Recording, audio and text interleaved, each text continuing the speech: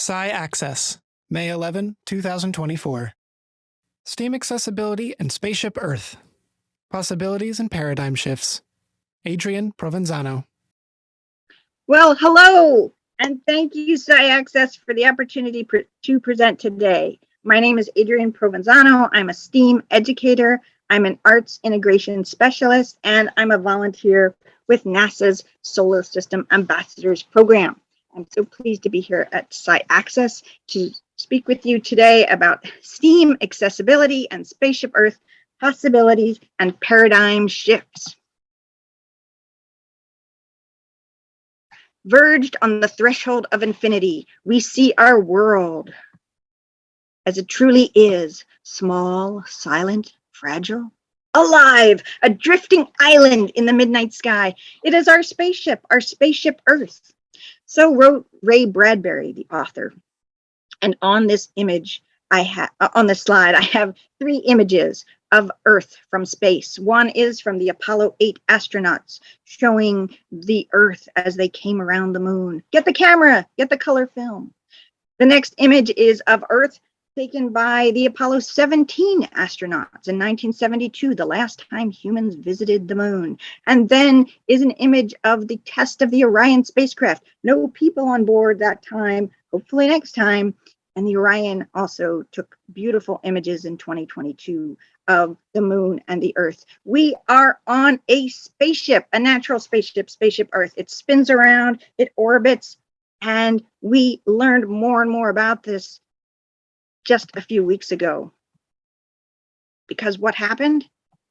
There was a total solar eclipse, April 8th, 2024. And it was fascinating that there was so much more accessibility for this year's eclipse, even than for the last one in 2017 that came across the United States.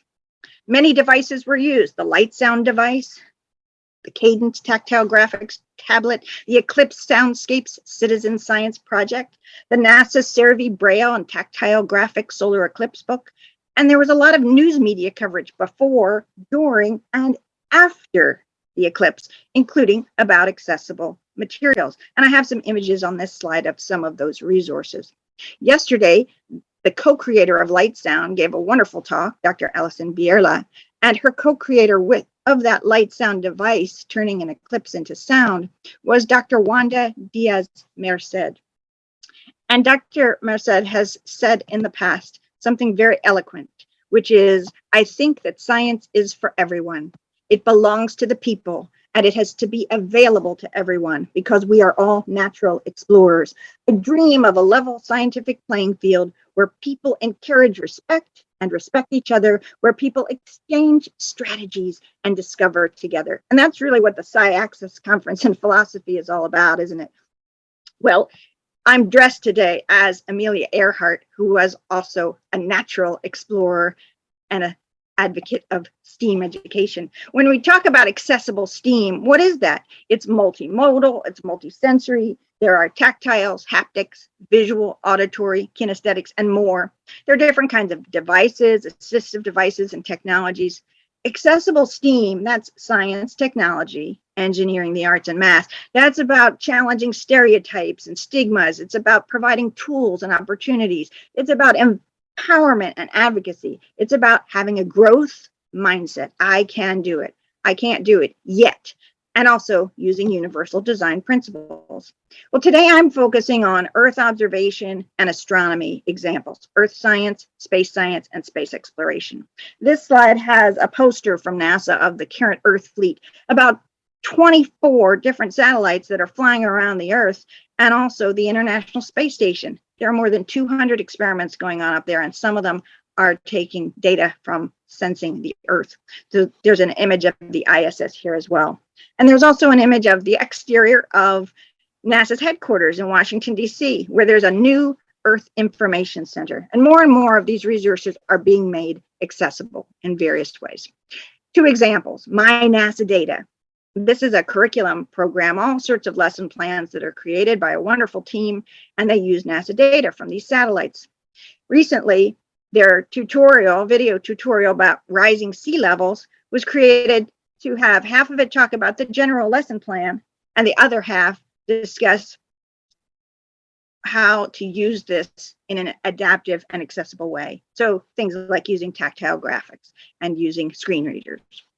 There's also a program of music, well, sonification, which is data turned into sound, but it definitely has a musical aesthetic quality, called Sounds of the Seas. That was created through some people at NASA Goddard Center, and it uses information about oceans and seas, and it's available through NASA's SoundCloud site.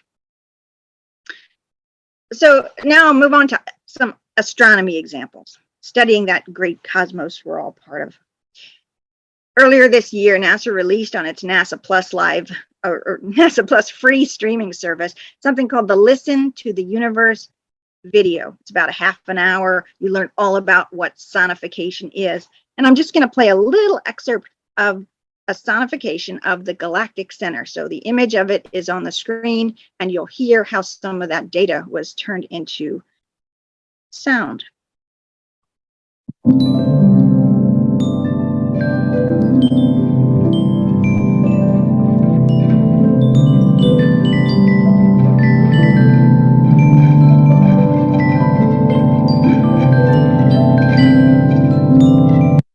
All right, I'd love to keep listening to that, but I've only got a few minutes left to share ideas with you. Universe of Sound is a great website from the Chandra X-ray telescope that has all sorts of sonifications. But this idea of sonification, as well as 3D printing and all of these other different tools, are being used by the United Nations even. It has an Office of Outer Space Affairs and a section called Space for People with Disabilities. So if you're looking for role models, you're looking for more information, I would definitely encourage you to check that out. And two other non-NASA sites, non-NASA projects are the Tactile Universe and the Audio Universe. But there are many more, so I just mentioned a few of those if you're looking for ideas on accessible astronomy. A project I've been part of recently is called or actually for the past few years, it's called the Sonification World Chat. And in fact, I learned about it through SciAccess. And in 2021, a subgroup was started called Learn at the Multidisciplinary Working Group. And we just did a project review. The lead of that group is Fia Damsa, an apps creator. And so she and I talked or emailed with members of the group to talk about what we did with regard to creating accessible image sonification tool and also a sonification lesson plan for learners ages 11 to 15 with both a STEM track and a music track featuring the M51 Whirlpool Galaxy. It was a cross-disciplinary, collaborative, teamwork type approach. It's multisensory and multimodal. We learned about time zone challenges being international, project scope, and these ideas about testing and next steps. So it was great to review that. On this slide, there's an image of a 3D model that was used as part of the project, and also an image and sonification. I'll play just a little bit of that sonification so you can hear what the Whirlpool Galaxy M51 sounds like.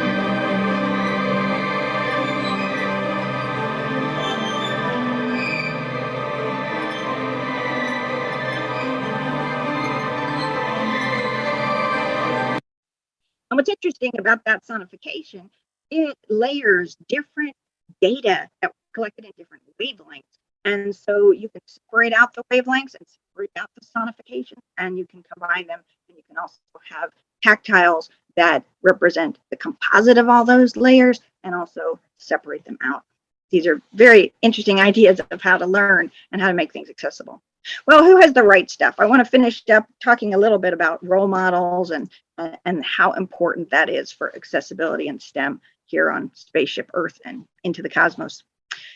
On the left of the image are the first 7 NASA astronauts, the Mercury 7, 1959, 7 guys in their bright, shiny, silver, futuristic suits and boots. And on the right side of the image are the 6 women that were selected in 1978 to be the first women astronauts in NASA's core.